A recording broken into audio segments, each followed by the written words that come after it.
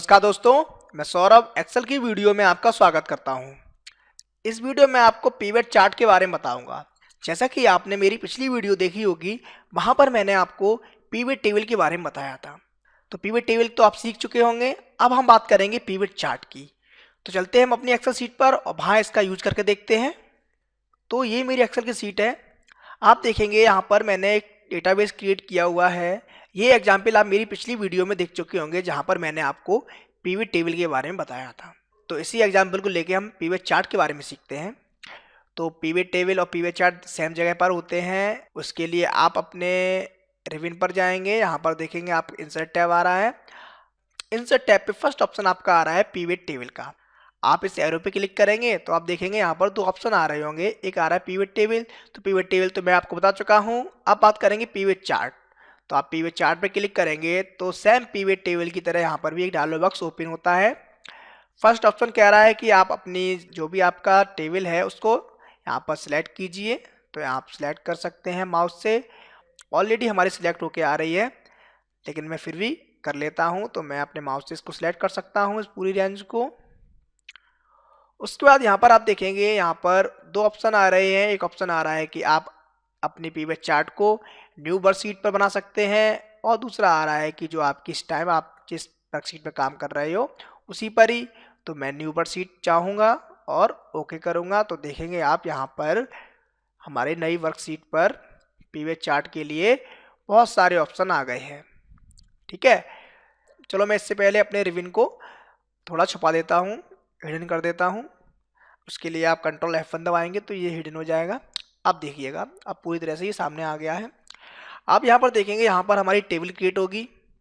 इस जगह आप देखेंगे ये हमारा चार्ट का बॉक्स आ रहा है। यहाँ पर हमारा चार्ट हमें दिखेगा, और ये हमारा आ रहा है फील्ड लिस्ट, जहाँ पर आपकी फील्ड आ रहे हैं। तो मैंने फील्ड लिस्ट के बारे में बताया था आपको। ये आपके हेडर्स होते हैं जो आपकी टेबल में यहाँ पर दिखाई दे रहे होंगे ऊपर। तो ये सभी हेडर आपके फील्ड लिस्ट में आ जाते हैं। तो यहाँ पर आ रहे हैं ऑलरेडी। उसके बाद यहाँ पर मैंने बताया था आपके ये कुछ एरिया होती हैं, जिसमें आपकी रिपोर्ट फिल्टर एरिया आ रही है। आप थोड़ा सा तो बड़ा कर सकते हैं इससे कि ये सही से दिखने लगे। तो ये रिपोर्ट फिल्टर देखेंगे यहाँ पर। ये लीजेंड फील्ड आ रहा है, ये एक्सेस फील्ड आ रहा है, और ये वैल्यू आ रही है। ओके, अब हम सीखते हैं किस प्रकार से चार्ट क्रिएट करते हैं। तो आप क्या करेंगे, आप सेल्स मैन में क्लिक करेंगे तो ये बाय डिफॉल्ट आपका एक्सेस फील्ड में आ जाता है।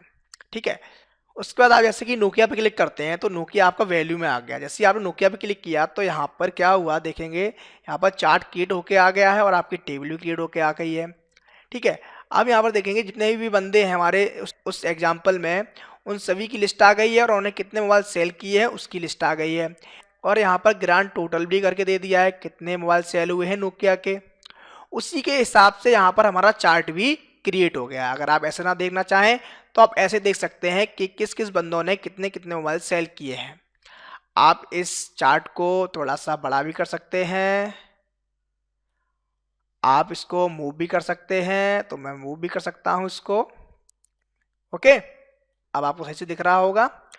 तो आप इस चार्ट के बारे में देखते हैं। यहाँ पर जैसे अजीत है तो अजीत ने यहाँ पर 54 मोबाइल सेल किए हैं। तो यहाँ पर देखेंगे 54 आ रहा है, उस हिसाब से यहाँ पर चार्ट ने दिखा दिया है।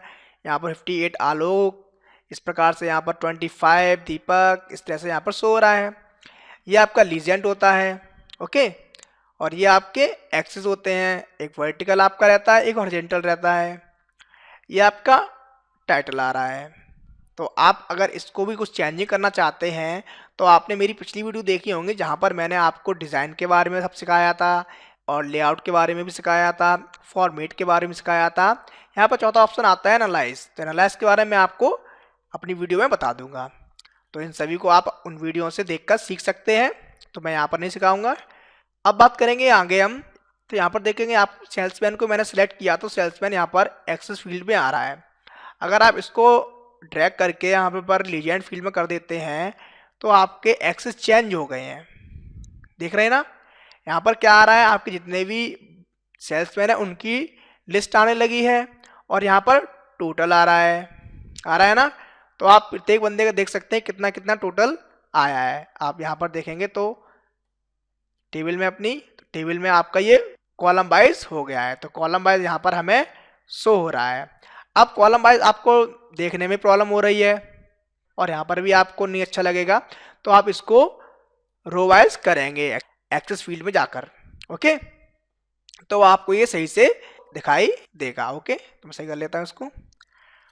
अब अगर आप लोकेशन को लेते हैं, तो मैंने लोकेशन को लिया, तो यहाँ पर लोकेशन भी आ गई। आप देखेंगे यहाँ पर ईस्ट वेस्ट साउथ वेस्ट सभी लोकेशन आ गई, जिस जिस लोकेशन पर बंदों ने सेल्स की है। अब यहाँ पर आपको ये नाम इसके ऊपर ओवरलेप हो रहे हैं, क्यों हो रहे हैं? क्योंकि ये हमारा चार्ट थोड़ा छोटा है, तो आप इसको बड़ा भी कर सकते हैं। उसके लिए आप इसके कॉर्नर पर जाएंगे और जितना बड़ा करना है उतना बड़ा आप कर सकते हो। तो बड़ा कर लूँगा मैं यहाँ पर, तो आपको नाम दिखने लगे होंगे। अब जैसे कि आप देखेंगे यहाँ पर साउथ और वेस्ट आ रहा है, तो यहाँ पर आलोक ने साउथ वेस्ट दोनों में वर्क करता है, तो दोनों को यहाँ पर उसने दिखा रखा है। इसी प्रकार से गोपाल यहाँ पर ईस्ट साउथ और वेस्ट 3 एरिया है उस पर काम करता है, उस पर आ रहा है।